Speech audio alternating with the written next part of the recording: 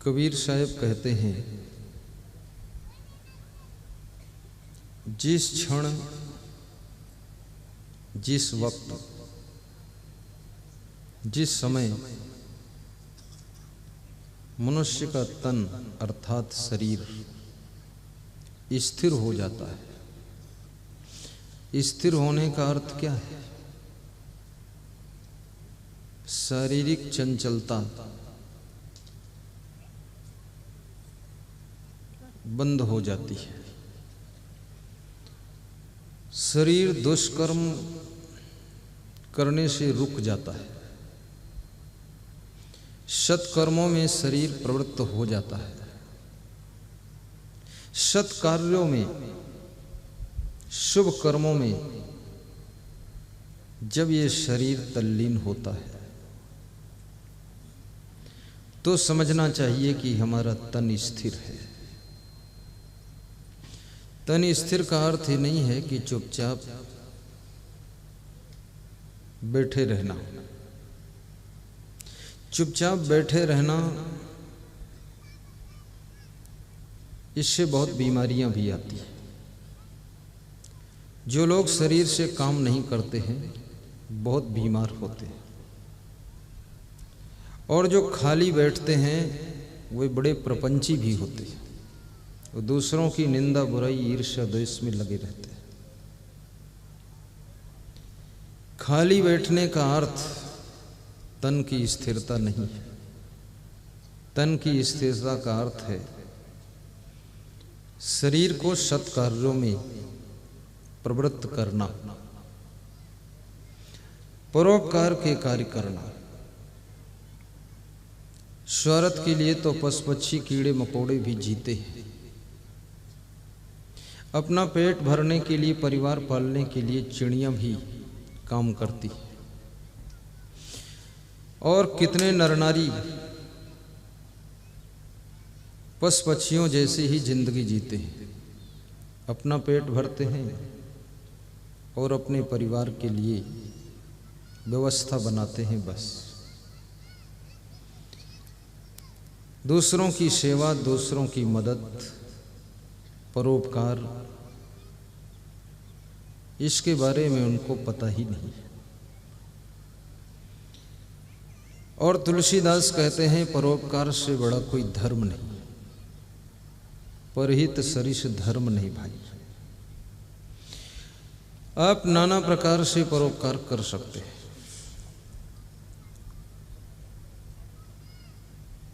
किसी को व्यवहारिक कार्यों में मदद करना, कोई बहुत बड़ा कार्यक्रम कर रहा उसमें हेल्प करना,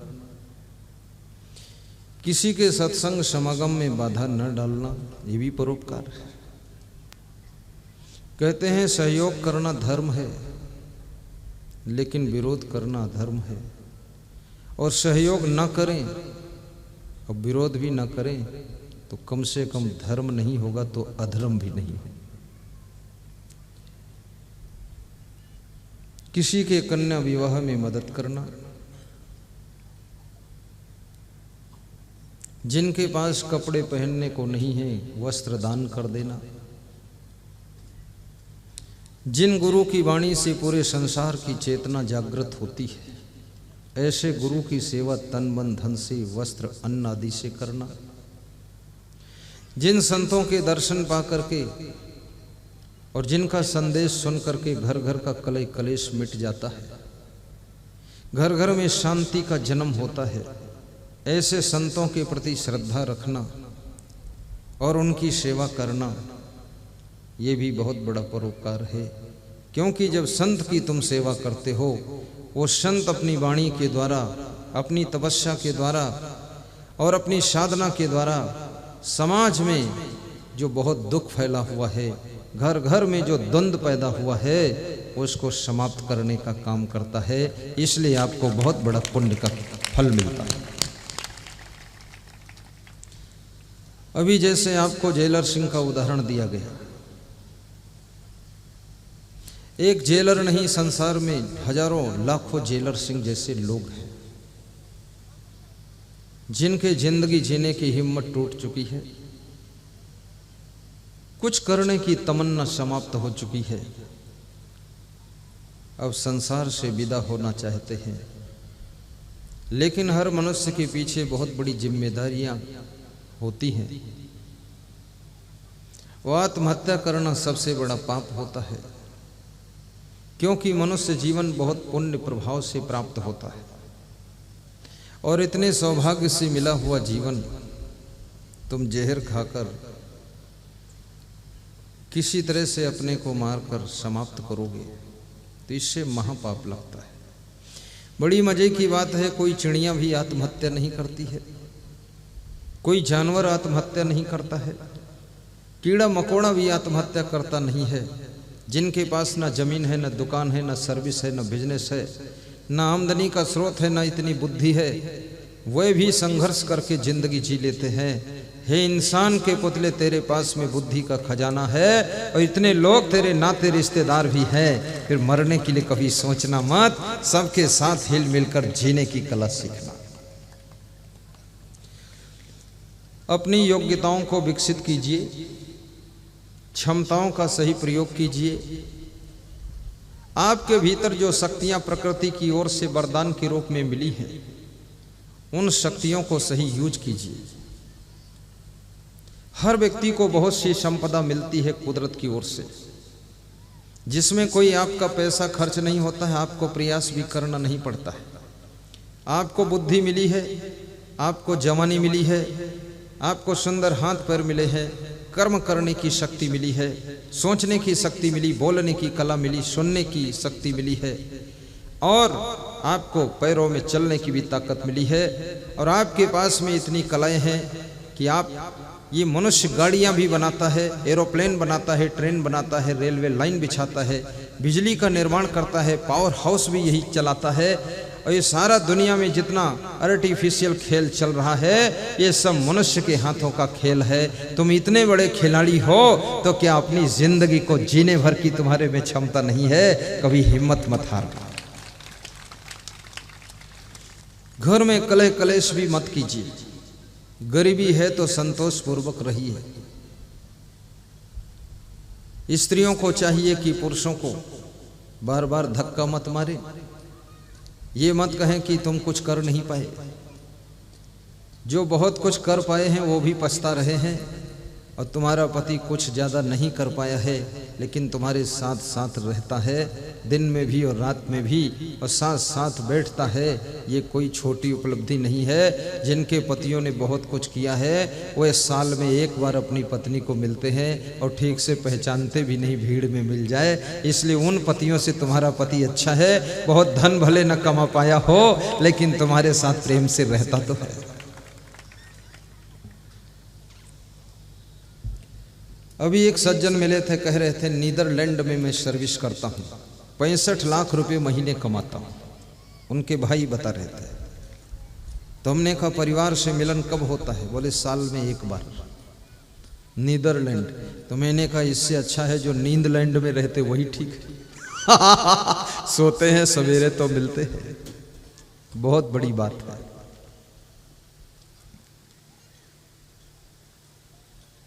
गम खाना भी सीखिए, हिलमिल कर रहने की आदत बनाइए। छोटी छोटी बातों में उलझन मत कीजिए। किसी के द्वारा कुछ आपको प्रॉब्लम लगी है, परिवार में जितने सदस्य हैं तरह तरह के विचित्र विचित्र उनके स्वभाव होते हैं। आपकी पार्टी में जितने भी कार्यकर्ता हैं उनके भी नाना प्रकार के नेचर लेक्चर पिक्चर होते हैं। सबसे सबका तालमेल पूरा रूप से बैठता ही नहीं है, लेकिन गम खा करके क्षमता ले करके पार्टियां अपने संगठन को चलाती हैं।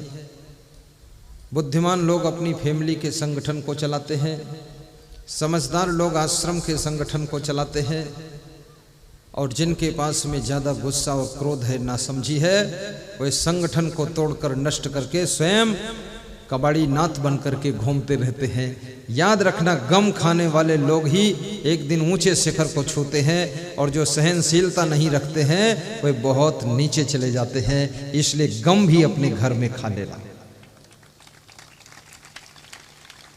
गम दो प्रकार की होती है, एक तो गम खाना जिसको कहते हैं सह लेना, दूसरा गम जिसका नाम चिंता होता है, चिंता को भी गम कहते हैं। उत्तर प्रदेश में कहते हैं आपके मन में कोई गम है, गम मतलब चिंता है। गम खा लोगे तो अंदर की चिंता रूपी गम मिट जाएगी, और गम नहीं खा पाओगे और चिंता रूपी गम तुम्हें चिता पे पहुंचा देगी। इसलिए गम खाओ ताकि जिंदगी में जी सको। हर व्यक्ति को गम खाना पड़ता है। मेरे यहाँ प्रणाम करने के लिए बहुत से लोग आते हैं। यहाँ व्यास गादी पर एक हम लाल कपड़ा या पीला कपड़ा बिछाते हैं। वो इसलिए बिछाते हैं कि लाल कपड़ा और पीला कपड़ा पूजा का प्रतीक भी है, उपासना का प्रतीक है उसका कलर। दूसरा, लोग फूल माला आदि अगर उस पर अर्पित करते हैं तो उसका रंग उसी में समाहित हो जाता है। लेकिन फिर भी कुछ भक्त और महिलाएं ऐसी आती हैं जो फूल उठाकर हमारे सफ़ेद कपड़ा पर फेंक देती है। इतना इंतजाम करने के बाद भी ऊपर डाल देते हैं। अब उसमें फिर हम गम खाते हैं और क्या करेंगे, और गम खा लेते हैं, हमारे साधु गम खा लेते हैं, फिर उठ के उसको झाड़ते हैं, क्योंकि लोग समझते नहीं करना क्या है।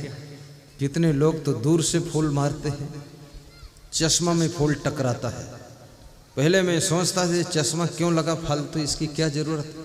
कई बार फूल टकराया तो मुझे पता चला आँख को बचाने के लिए चश्मा लगा है, क्योंकि लोग फूल मारेंगे, फेंक करके वर्षा करेंगे तो आँख फूट सकती थी। इसलिए कुदरत ने कहा चश्मा लगा लो, छोटी उम्र में अंधे होने से अच्छा है चश्मा लगा के बैठो।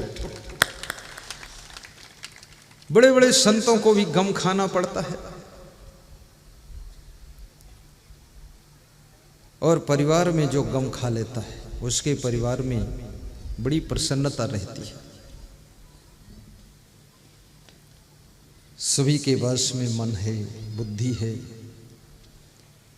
आपके पास में बहुत बड़ी संपदा है, इसका प्रयोग करने की जरूरत है। कितना कौन प्रयोग करता है। बड़े बड़े चिकित्सा वैज्ञानिकों ने रिसर्च किया है कि मनुष्य अधिक से अधिक अपनी बुद्धि का 4-5% भाग ही प्रयोग कर पाता है। जो बहुत बड़े वैज्ञानिक हैं वह ज़्यादा से ज़्यादा 14% प्रयोग कर लेते हैं। बहुत बड़ा डॉक्टर है 8-10% कर लेता है। लेकिन सामान्य लोग 4-5-6% में ही काम बंद हो जाता है। तो बाकी बुद्धि कहाँ खत्म होती है। ये बाकी बुद्धि तुम्हारी दुख में समाप्त होती है, रोने धोने में समाप्त होती है, चिंता टेंशन में समाप्त हो जाती है, कलह कलेश में नष्ट हो जाती है, आपसी राग द्वेष में नष्ट होती है, और परिवार के बीच की उलझनों में, टेंशन में ये सब बुद्धि नष्ट होती है। इसलिए बड़े बड़े बुद्धिमान भी इस दुनिया में बहुत ज़्यादा नहीं कर पाते हैं, और कर वही पाते हैं जिनको कुछ अध्यात्म का ज्ञान हो जाता है। तो वही इस कलह कलेश से छलांग मार करके आत्मचिंतन करते हैं। आदमी तो यहाँ तक परेशान हो जाता तादाद से ज़्यादा कि वो सो भी नहीं पाता है। सोते समय भी उसको दुख है, सोने के लिए लेट चुका है तो भी चिंता करता है, सोचते सोचते आधी रात निकल जाती है, और रोज़ का यही लफड़ा उसका फंसता है, और सोचता रहता है क्या करूं क्या ना करूं, सबके बारे में बार बार सोचता है, कोई रास्ता नहीं निकलता है। इसके लिए आत्मज्ञान होना चाहिए। जब आपको आत्मज्ञान होगा ये सब चिंता मिट जाएगी। क्योंकि आत्मज्ञान का अर्थ क्या होता है। तुम आत्मा हो, शरीर नश्वर है, संबंध क्षणभंगुर हैं, ये संसार का खेल परिवर्तनशील है। जिसको आज तुमने अपना माना है वो कल पराया हो जाएगा, जो आज पराया है कल वो तुम्हारा हो जाएगा। तुम आज जिनके कहते हो मैं इनका हूँ, तुम दूसरे के हो जाओगे। तुम जिस गांव को कहते हो ये मेरा गांव कोड़ापुरी है, तुम्हारा जन्म अगला नानापुरी में हो जाएगा। और तुम कहते हो ये छत्तीसगढ़ सबसे अच्छा है, तुम्हारा जन्म उत्तर प्रदेश में हो जाएगा। मरते समय जहाँ की यादें बहुत ज़्यादा तुमको अंदर से आकर्षित करेंगी, ये तुम्हारी आत्मा वहाँ जा कर के जन्म ले लेगी। ये थोड़ी जिंदगी में इतना उलझ कर जीने से क्या फ़ायदा है। थोड़े ही दिनों के बाद ट्रांसफ़र होने वाला है। यहाँ परमानेंट तुम्हारी सीट नहीं है। कोई स्त्री ये मत समझे कि अब बहुत लंबी परमानेंट में इनकी पत्नी बन गई हूँ, 10-20 साल में छुटकारा मिल जाएगा। जैसा भी पति मिला है उसको निभा लीजिए। अगली बार तुम पति बनोगी और तुम्हारा पति जो तुमको परेशान कर रहा वो पत्नी बनेगा। और जितना उसने परेशान किया है उसके 10 गुना रगड़ी मार देना उसको, और उसको रगड़ी लगी जाएगी। क्योंकि जो किसी को सताता है वो कैसे न कैसे सताया जाता है। ये कर्म का सिद्धांत है। इसलिए अपनी पत्नी को भी सताना नहीं चाहिए, माँ को दुखाना नहीं चाहिए, सासू को पीड़ा देना नहीं चाहिए। ये मत सोचना कि सासू को हम भोजन नहीं देंगे। एक बहू अपनी सासू को मारती थी। जब उसका पति नौकरी पर चला जाता था तो बूढ़ी बुजुर्ग सासू, कमजोर सासू, वो उसको थप्पड़ से मारती थी और पलंग से घसीट कर नीचे गिरा देती थी, और फिर उसके 2-4 झाड़ू भी मारती थी, और फिर घसीट करके लात मार करके फिर पलंग पर डाल देती थी। सासू इतना कमज़ोर थी, उठ नहीं पाती थी। सासू बहुत दुखी होती थी। वो आदमी सोचता था मेरी माँ को इतना कौन मारता है, और माँ रोज़ बताती थी मुझको कोई मारता है। उसको दिखता भी ज़्यादा नहीं था कौन मारता है। तो पति होशियार था, उसने सीसी कैमरा लगाया। सीसी कैमरा लगाया, कैमरे में एक ही दिन में फोटो आ गया कि उसी की पत्नी उसको कूटती है, मारती है। तब उसने दिखाया कि आप मेरी माँ को क्यों मारती हो। बोले मैं इनकी सेवा नहीं करना चाहती हूँ, पर ये मेरे माथे पड़ गई तो इसको इसलिए मारती हूँ कि जल्दी मर जाए। अब सोचिए, जो तुम्हारी सासू आज कमज़ोर है, तुम बलवान हो, जवान हो, एक दिन तुम कमज़ोर बनोगी, तुम भी बूढ़ी हो जाओगी, तुम्हारी बहुएं आएंगी, इसी तरह से तुम्हारी पिटाई करेंगी, तो क्या तुमको अच्छा लगेगा। और जैसा बीज बोया है वैसा ही तो वृक्ष होगा।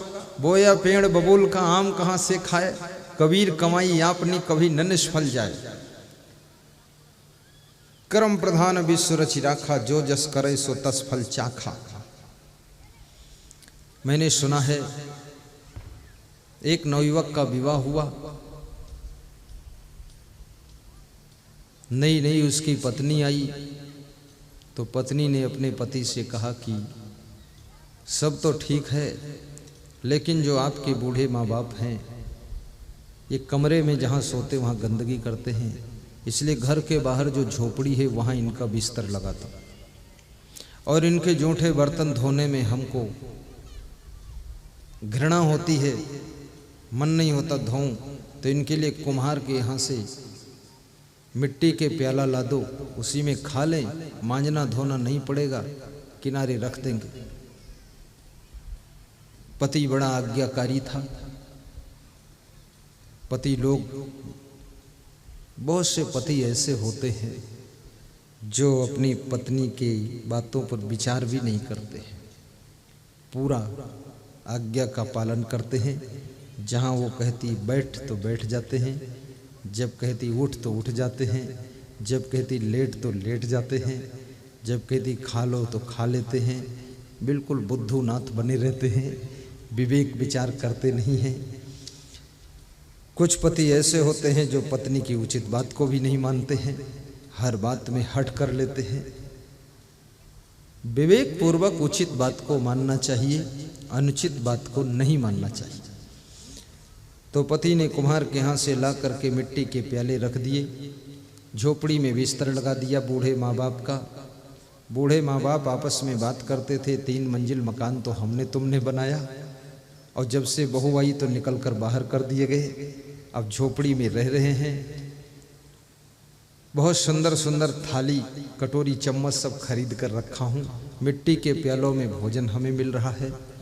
कब दिन बदल जाए आपके, कब किस्मत बदल जाए, कब क्या चक्र ऐसा चल जाए, कुछ ठिकाना नहीं है। इसलिए याद रखना, सब दिन होत न एक समान, सब दिन हमेशा एक जैसे नहीं होते। बचपन में तुमने बहुत गरीबी देखा है, लेकिन जवानी में आपको अमीरी का भी सुख मिलता है। जवानी में तुमने अमीरी में बहुत आनंद लिया है, बुढ़ापे में फिर से गरीबी भी आ सकती है।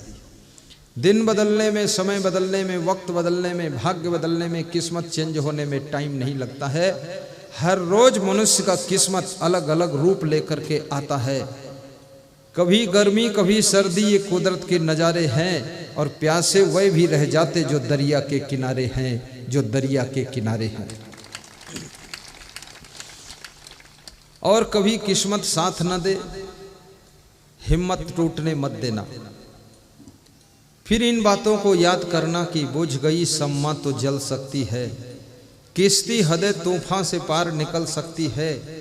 ये मुसाफिर मायूस न हो और इरादे न बदल, ये मुसाफिर मायूस न हो और इरादे न बदल। तकदीर किसी भी वक्त बदल सकती है, तकदीर किसी भी वक्त बदल सकती है। जो आज बहुत साधारण व्यक्ति तुमको दिख रहा है,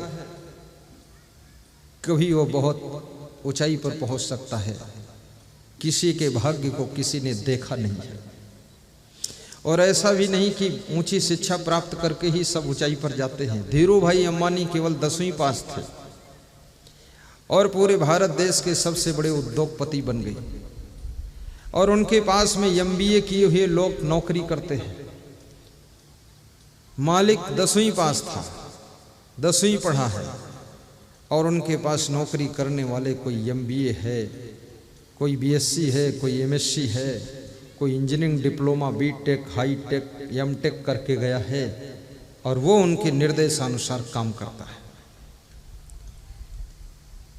तो ये भाग्य बहुत विचित्र होता है। और भाग्य के अंतर्गत एक चीज सबसे बड़ा काम करती है, वो है तुम्हारा स्वभाव। अगर स्वभाव आपका बिगड़ गया कुसंगत में पड़ करके, तो आपका भाग्य बिगड़ भी सकता है। यदि स्वभाव बहुत अच्छा है तो आपके भाग्य में 4 चांद लग सकते हैं। यदि आपका चरित्र बिगड़ गया है तो आपका भाग्य डाउन होना शुरू हो जाएगा। जैसे आपकी गाड़ी कितनी अच्छी हो और कितने बड़े बड़े उसमें टायर लगे हों, लेकिन अगर टायर पंचर हो गया है तो आपकी गाड़ी वहाँ रुकेगी, फिर पंचर ठीक कराना पड़ेगा, टाइम बर्बाद होगा। ऐसे चरित्रहीनता तुमको समझो पंचर करती है तुम्हारे भाग्य की गाड़ी को। ये गलत स्वभाव आपको पंचर कर देता है, भाग्य की गाड़ी को आगे बढ़ने नहीं देता है। और आपका व्यवहार यदि अच्छा नहीं है, स्वार्थी व्यवहार है, मतलब निकल गया पहचानते नहीं, फिर आपका भाग्य बिगड़ेगा। दोबारा आपको जरूरत पड़ेगी, कोई साथ नहीं देगा। और कितने लोग बड़े मतलबी यार होते हैं, जरूरत पड़ने पर आपके पैर भी छू लेंगे और मतलब निकल जाने के बाद वही आपको पहचानेंगे भी नहीं। तुम उनके पास जाओगे तो मिलेंगे भी नहीं और तुमसे बोलेंगे भी नहीं, तो समझ लो उनका भाग्य बिगड़ने वाला है। और ये भी याद रखना, जिसकी वाणी बिगड़ जाती है, बोलने का ढंग बिगड़ गया, जिसको गुस्सा बहुत आने लगा, झुंझलाहट होने लगी, उसका भी भाग्य बिगड़ेगा। जिन अच्छे अच्छे गुणों के प्रभाव से तुम आगे बढ़े हो, वह गुण अगर हमेशा बनाए रखोगे तो तुम्हारे भाग्य में 4 चांद लगते चले जाएंगे। लेकिन इस मायावी संसार में वह गुण धीरे धीरे खोते चले जाते हैं, तो आपका भाग्य का सूरज भी डूबने लग जाता है। इसलिए उन गुणों को बनाए रखो। अभी एक सज्जन से मेरा मिलन हुआ लखनऊ में। लखनऊ उत्तर प्रदेश की राजधानी है। उनका नाम है श्री अमरजीत मिश्रा जी। लखनऊ में उन्होंने यूनिवर्सिटी में पढ़ाई किया। बस्ती जिले में उनका गांव था। अपने गांव गए, पिताजी ने कहा गांव में यहीं रहो, खेती बाड़ी है और छोटा मोटा धंधा भी यहीं कर लो। थोड़े दिन रहे, बोले कुछ वहाँ अच्छा नहीं लगा गुरुदेव। तो पिताजी से मैंने कहा कि लखनऊ में पढ़ा हूँ तो लखनऊ में ही रहूँ तो ठीक है। पिताजी बड़े नाराज हुए, बोले अगर तू यहाँ नहीं रहेगा तो मैं 1 रुपया भी नहीं दूंगा, और केवल मेरा नाम ले जाओ, जहाँ अपना नाम लिखना, अब बाप का नाम लिखने की जरूरत पड़े तो मेरा नाम लिख देना, बाकी 1 रुपया कुछ दूंगा नहीं। कुछ पिता लोग भी बड़े टाइट होते हैं। असंतुष्ट हो गए पिताजी, तो उसने कहा ठीक है पिताजी, आपका नाम, आपका आशीर्वाद लेकर जाता हूँ। बोले लखनऊ आया, 7 बिस्कुट के पैकेट उसमें और 1 किलो नमकीन में 1 महीना गुजारा। 7 ये पारडे बिस्कुट के पैकेट और 1 किलो नमकीन, उसको खा करके 1 महीना गुजारा। और मेरे कोई रिश्तेदार भी पूछते थे कि सब ठीक ठाक है, तो बोले भूखा होता था तो भी कह देता बहुत आनंद है, कोई तकलीफ नहीं है। मोटरसाइकिल में पेट्रोल डालकर जाता था कहीं काम से, तो लौटते समय वो बंद हो जाती थी, पेट्रोल ख़त्म हो जाता था। तो कोई मिल जाता था परिचित, तो पूछता था क्या बात पेट्रोल नहीं है? बोले पेट्रोल तो अभी फुल कराया था, पता नहीं क्या स्टार्ट ही नहीं हो रही है। बोले इज्जत बचाने के लिए गुरुदेव ऐसा भी बोल देता था। और जब अंधेरा हो जाता था उसको ढकेल के घर लाते थे। बोले ऐसी भी जिंदगी जिया हूँ। और ऐसा बताते बताते अपनी कहानी फिर उनको आंसू भी भर गए। और बोले आज गुरुदेव मैं अपने पिताजी से बोल कर आया था, बस्ती जिले का सबसे धनवान व्यक्ति बनूंगा तभी लौट कर बस्ती जिले में आऊँगा। तो बस्ती जिले का सबसे धनवान व्यक्ति बन चुका हूँ। लखनऊ में मेरे पास में हजारों एकड़ ज़मीन है, बहुत बड़ा बिजनेस है, 10,000 लोग मेरे पास काम करते हैं। और मुझे गुरु की आवश्यकता है, क्योंकि आदमी जब उन्नति करता है, जवानी में पहुंचता है और धन बढ़ता है, तब उसके अंदर कहीं न कहीं अभिमान भी बढ़ता है। और अभिमान जब बढ़ता है गुरुदेव, तो उसके अंदर क्रोध भी बढ़ता है। और क्रोध बढ़ता है तो उसका काम बिगड़ना शुरू होता है, उसका बिजनेस बिगड़ना शुरू होता है। तो मैं सोचता हूँ मेरी 42 साल उम्र हो गई है, अब हमें गुरु की ज़रूरत है। और शायद भगवान ने आपको ही गुरु के रूप में भेज दिया है, मैं गुरु बना दूँ आपको। बोले आज हमारे घर पधरौनी है आपकी, मेरी वाइफ सेम मार्केट जाकर सब नए बर्तन लाई है कि जिसमें कोई न खाया हो उसमें संत पहली बार खाएंगे। आपके लिए सब चांदी का बर्तन आया है, संतों के लिए स्टील का आया है। और गुरुदेव अब ये आपके खाने के बाद बर्तन घर में नहीं रखूंगा, इसको किसी को दे दूंगा, नहीं तो भूल से इसमें कोई खा लेगा, और खा लेगा तो फिर आपको इसमें खिला देंगे तो पाप लगेगा, आपके लिए नया ही होना चाहिए। तो हमको हंसी आई कि कितनी बड़ी उनकी श्रद्धा है। और बोले आपका आश्रम भी बनना है यहाँ लखनऊ में, तो यदि आप 50 बीघे ज़मीन खरीदोगे तो 25 बीघे की कीमत मैं दूंगा और ज़मीन भी अपनी ज़मीन में से दूंगा। और बैठ के आपसे और समझूंगा, यदि आपके पास पैसे नहीं होंगे तो पूरा ही दे दूंगा, झंझट खत्म कर दूंगा। मैं तो सोचता था लखनऊ में आधा बीघा मिल जाए तो भी ठीक है, तो बोले 50 बीघे से कम होना भी नहीं चाहिए। तो अब ये है क्या, किस्मत की बात है। और उन्होंने बताया कि गुरुदेव भाग्य जो मेरा चमका है, मैंने आज तक किसी भी साधु संत को, महात्मा को दुख नहीं दिया हूँ, कुछ न कुछ सेवा किया हूँ, धार्मिक कार्यक्रम करता हूँ, लड्डू खीर पूड़ी सबको हर साल खूब खिलाता हूँ।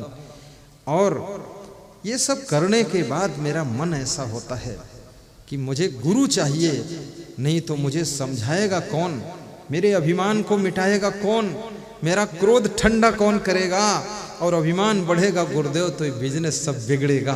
और वास्तव में चाहे आप जिस क्षेत्र में काम कर रहे हो, जब आपके अंदर अभिमान पनपने लग जाता है, जब क्रोध का ज्वालामुखी जलने लग जाता है, जब आपके अंदर आलस्य भी आने लग जाता है, जब आप अफसा समझते हैं कि मैं सबसे बड़ा आदमी हूँ, वही अभिमान आपको छोटा आदमी बना देता है। इसलिए उसको गिराने के लिए भगवान राम को भी गुरु की आवश्यकता पड़ी थी। विश्वामित्र के चरणों में मन की डोरी बांधा था, कृष्ण भगवान ने संदीपन गुरु के चरणों में मन की डोरी बांधा था, मीराबाई ने रैदास को गुरु बनाया था और शिवरी ने मतंग ऋषि को गुरु बनाया था।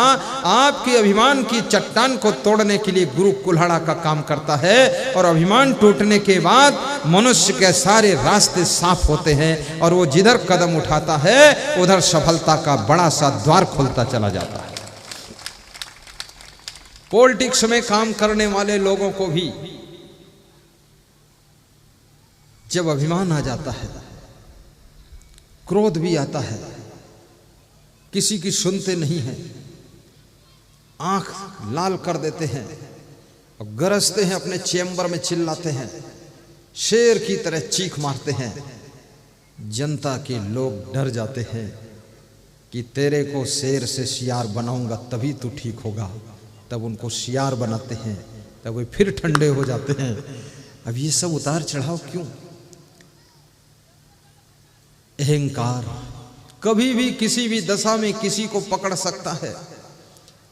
धन होने का अहंकार आ सकता है, ऊंचा पद पाने का अहंकार आ सकता है, जवानी का अभिमान आ सकता है, बहुत बुद्धि है मेरे पास इसका अभिमान आ सकता है, मेरी बहुत बड़ी सेना है इसका अभिमान आ सकता है, मेरे पास बहुत बड़ी गाड़ियां तमाम है इसका अहंकार आ सकता है, और मैं सबको जानता हूं इसका अभिमान बहुत ज़्यादा आ जाता है। और यही अभिमान हमें आपको नीचे गिराता है। याद रखना, जानते हुए भी अनजान बन जाओ। कबीर साहब कहते हैं कि बल तज निर्बल होए रहे, बल तज निर्बल होए रहे, कहीं कबीर तेहि दास का पला न पकड़े कोई, पला न पकड़े कोई।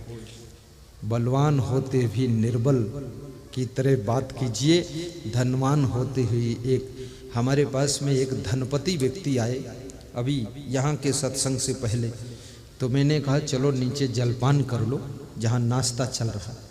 तो बोले हमका हुआ को जानत है, बोले हमका हुआ को जानत है, ऐसे बोले ग्रामीण भाषा में। तो हमने कहा आपके पास क्या क्या है? बोले 3 ईंट भट्ठा है, ट्रैक्टर एजेंसी, टायर एजेंसी और सभी रोडों का ठेका, ब्लॉक प्रमुख हम। तो हमने कहा बहुत पद है, फिर क्यों नहीं जानते लोग? बोले 14 डंपर, बहुत से ट्रक और ट्रैक्टर, 20 ट्रैक्टर है। तो हमने कहा और ट्रैक्टर एजेंसी भी है। तो हमने कहा तो सब। बोले कोई नहीं जानता है, कोई नाश्ता देगा नहीं वहाँ। अब इतने संपन्न आदमी हैं, धनवान हैं, सब है और जानता कोई नहीं है। क्यों जानेगा कोई? क्यों जानेगा कोई? क्या जरूरत जानने की दूसरे को? तो मैंने एक संत को भेजा, हमने कहा जाओ इनको वहाँ नाश्ता खिला दो। नहीं, इनको नाश्ता भी नहीं मिलेगा। क्यों नहीं मिलेगा? क्योंकि ये जो धन है उनके अंदर अभिमान भी है, अहंकार। सबसे नमस्कार नहीं करते हैं, कोई नमस्कार करे तो नमस्कार लेते भी नहीं है, और बात ऊट पटांग करते हैं, हनक वाली बात करते हैं। तो जो लोग जानते हैं वो भी भूल जाते हैं, वो बोलते हैं हमको इनकी जरूरत ही नहीं। तो बहुत हालत खराब है। उनसे साधारण लोग आते हैं, उनको सब जानते हैं, सब मानते हैं। आपका स्वभाव ऐसा होना चाहिए कि सबके दिलों में स्थान बना लो। वाणी ऐसी हो सबके हृदय में प्रवेश कर जाओ, चरित्र ऐसा हो सबकी शिरोमणि बन जाओ, और कर्म ऐसे हो जो सबके प्रिय बन जाओ, और व्यवहार ऐसा हो कि लोगों के गले के हार बन जाओ। तब तुम्हें सफलता मिलेगी। श्रोता बहुत समझदार हैं। आधे श्रोता ताली बजाते हैं, आधे सोचते हैं आखिरी में बजा दूंगा छुट्टी हो जाएगी। थोड़ा दमदार भी ताली मार दिया करो। हाँ, बजाते रहो 1 मिनट तक, जोर से बजाओ, मुस्कुराते भी रहो। अरे मत बजाओ, लोग कहेंगे पागल हैं क्या। हाँ, बंद कर दो। घर में भी ताली बजाया करो।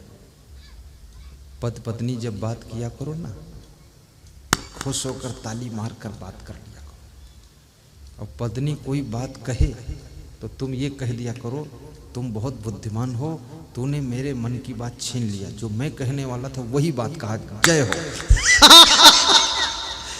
बोले उल्टा भी कहे तो भी सेट कर दो। हाँ, और तुम्हारा पति आराम करने का समय नहीं, फिर भी अगर लेट गया है तो उससे जाकर बोल दो, अच्छा है थोड़ा आराम कर लो। मैं बोलने वाली ही थी कि थोड़ा आराम कर लो, लेट जाओ, क्योंकि बोलोगी तो गुर रहेगा, इसलिए लेटने दो उसको, क्या लेट जाने दो, थोड़ा सोएगा फिर उठेगा ही। और कितने पति लोग तो बिल्कुल ऐसा धुरंधर कुंभकर्ण है, पूरा घर तबाह हो गया है, जागता ही नहीं है, बहुत सोता है, काम करता ही नहीं है, आलसी बहुत है। लखीमपुर जिले में एक भक्त की पत्नी कह रही थी, कोई कोई दिन इच्छा होती अपने पति को डंडा लेकर 2-4 पीट दूं इनको, जब देखो तब लेटे रहते हैं, पूरा घर बर्बाद कर दिया। तो हमने कहा पीटो मत, इसको लेटे रहने दो। बोले इस कमरे से उठाओ तो दूसरे कमरे में लेट जाए, और दूसरे कमरे से उठाओ तो छत पर जाके लेट जाए, न जाने कितना आलसी। तो मैंने कहा इस आलसी पति थे, परिश्रमी पुत्र पैदा होंगे। बोले गधा से घोड़ा कैसे पैदा हुई गुरु? ऐसी बात। तो हमने कहा देख लेना। तो उसकी 2 पुत्र हुए, दोनों बड़े कलाकार हैं, दोनों ने काम संभाल लिया। हमने कहा देखो हो गया। तो बोले ये हुआ कैसे आलसी से? हमने कहा पति आलसी है, तुम तो मेहनती हो, तो तुम्हारा अंश इनमें ज्यादा आया है, इसलिए मेहनत कर रहे हैं। आलसी आदमी अपने जीवन के समय को खोता है, आलसी अपने सम्मान को भी खोता है, और आलसी को कोई पसंद भी नहीं करता है। और जो किसी काम का नहीं रह जाता है उसको लोग कबाड़ खाने में बेच देते हैं। प्लास्टिक की कुर्सियां काम की न रह जाए तो कबाड़ी खान बेच देते हैं। आपके लोहे के दरवाजे काम के न रहें तो कबाड़ खाने में बेच देते हैं। झाड़ू अगर काम का न रह जाए तो उसको तोड़ करके आग में जला देते हैं या घूरे फेंक देते हैं। चप्पल काम के न रह जाए तो तुम रास्ते में सड़क किनारे फेंक देते हो। तो जो आदमी किसी काम का नहीं है, याद रखना वो सबके दिलों से फेंक दिया जाएगा। इसलिए जब तक जिंदगी है काम के बने रहो, ताकि तुम्हारा सम्मान भी बना रहे, आदर बना रहे। कुछ काम करो, कुछ काम करो। उद्योग नास्ति दारिद्र्यम, जब तो नास्ति पातकम, मौने चा कलहो नास्ति, जागरतो नास्ति भयम। श्री सियाराम जी। तो कबीर साहब की मैं आपको साखी सुना रहा था। जीवन किसका सार्थक है? तन थिर, जिसका शरीर स्थिर है, ये बहुत बड़ी बात है। मन थिर, जिसका मन चंचल नहीं है, अर्थात जो अपने मन से शुभ चिंतन करता है, कल्याण के बारे में सोचता है, जिसके मन की भावना अच्छी है, जिसका मन पवित्र है, जिसका मन प्रेम से भरा हुआ है, जिसके मन में वासना नहीं है, उपासना है, और जिसका मन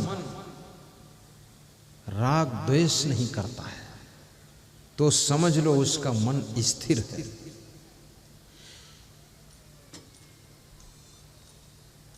और मन को शांति भी उसी को मिलती है जिसका मन निर्मल होता है। लोग कहते हैं मेरे मन में शांति नहीं है, घर में बहुत संपत्ति है, द्वार पर कार है और मन बेकार है, मन में अहंकार है। कार में भी सुख नहीं मिलेगा। कार तुमको कबीर धाम पहुंचा सकती है, लेकिन कार सुख नहीं दे सकती है। कार में जो सुख ढूंढते हैं वो धोखा खाएंगे, बड़े मकान में जो सुख ढूंढते हैं वो भी धोखा खाएंगे। जो अच्छी साड़ी गाड़ी लाड़ी बाड़ी में सुख ढूंढते वो भी धोखा खाएंगे, वहां सुख नहीं है। जो अच्छे कपड़ों में सुख ढूंढ रहे हैं वहां भी सुख नहीं है, धोखा मिलेगा आपको। बहुत अच्छे स्टैंडर्ड भोजन में भी सुख नहीं है, उसमें भी धोखा होगा। केवल जीभ का स्वाद है, पेट में जाने के बाद स्वास्थ्य खराब होगा। ये जितना ज्यादा जंक फ्रूट है और जितना ज्यादा ये सब गरम गरम समोसे और जलेबी, ये हजम होने में बहुत हार्ड है, तबीयत खराब होगी। इसमें भी सुख नहीं है। मान सम्मान में भी सुख नहीं है। तो है सुख कहां? आपके मन की निर्मलता से सुख का जन्म होता है और मन की पवित्रता से सुख का जन्म होता है। और मन की भावना अगर शुद्ध है, आप चाहे झोपड़ी में हो और चाहे महल में हो, चाहे कार में चले चाहे पैदल चले, आपके मुखमंडल पर प्रसन्नता रहेगी, आपको सुख और आनंद की प्राप्ति होगी। इसलिए मैंने बहुत से लोगों को देखा, बहुत अच्छे कपड़े पहने हैं लेकिन चेहरे पर बहुत टेंशन तनाव है। मध्य प्रदेश में एक व्यक्ति आगे खुली गाड़ी में बैठा हुआ ढोल बजा रहा था। 2 किलोमीटर ढोल बजाकर मेरा स्वागत किया और वो 2 किलोमीटर तक हंसता ही रहा, दांत निकाले ही, और ढोल पीट रहा था। गरीब आदमी ढोल पीटेगा। जब वहां गाड़ी रुकी तो मैं उसको बुलाया। मैंने कहा तुम हंसते क्यों थे? बोले हंसते इसलिए थे कि टीवी में आपको देखते थे, आज हमको आपके स्वागत में ढोल बजाने को मिला तो हम पीछे मुंह करके बैठे थे, आपको देखते थे, हंसते थे, ढोल बजाते थे, बहुत खुश थे। निर्मल है मन गुरुदेव। और वहीं पर मैंने देखा 10-20 लोग बहुत स्टैंडर्ड कपड़ा पहने खड़े हैं, उनके मुखमंडल पर खुशी नहीं, हंसी नहीं, टेंशन है, तनाव है, दुख है, चिंता है, पीड़ा है। तो उसमें से एक आदमी को बुलाया। हमने कहा तुम हंसते क्यों नहीं? बोले हंसते वही नहीं है जो फंसते हैं कहीं, हम फंसते वाले हैं, हंसते नहीं। कहाँ फंसे हो? बहुत सारी बुराइयों में आदमी फंस जाता है। मांस मछली अंडा नशा शराब जुआ सिगरेट बीड़ी गांजा चरस तंबाकू दारू, इसमें फंसने वालों की भी खुशियां खो जाती है। बेविचार में फंसने वालों की भी खुशियां खो जाती, बहुत टेंशन रहती है।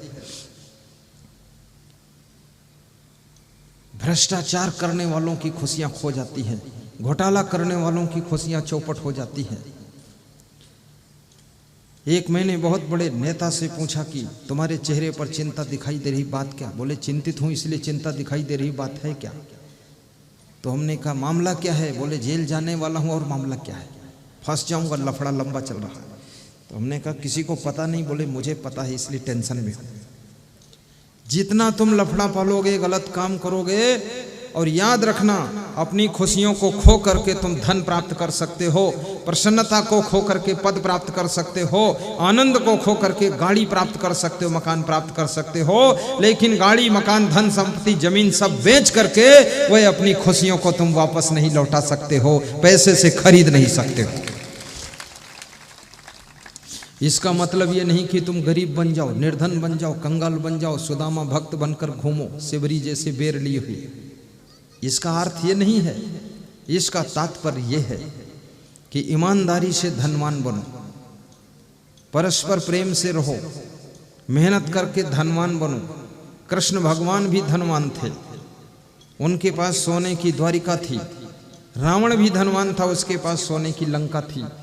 आज आदमी के पास में 2 तोला सोना हो तो भी खुश हो जाता है। रावण के पास में पूरा सोने का भवन था, सोने की लंका थी। सोचो रावण खुश था? बिल्कुल खुश नहीं था। रावण की पत्नी पंदोदरी खुश थी? बिल्कुल नहीं खुश थी। बहुत चिंतित रहती थी कि मेरे पति का कब काम तमाम हो जाए, कब मैं विधवा न हो जाऊं, क्योंकि सोने की लंका तो जरूर है पर मुझे शंका भी जरूर है, क्योंकि यहाँ कुछ डंका बजने वाला जरूर है। ऐसी चिंता रहती थी। महिलाओं को विचार करना चाहिए, आपका पति आपको सोने चांदी के जेवर कम पहना सके तो भी आप खुश रहना। आपका पति अगर सलामत है, आपका पति चरित्रवान है, आपका पति गुणवान है, आपका पति प्रेमी है, सरल है, तो इससे बड़ा तुम्हें कोई सुख नहीं मिल सकता है। सोने की लंका में रहने वाली मंदोदरी रावण की पत्नी को सुख नहीं मिला था। ये सोना चांदी में सुख कहाँ है? लेकिन इसका अर्थ ये भी नहीं है कि आप सोना चांदी बिल्कुल न पहनो।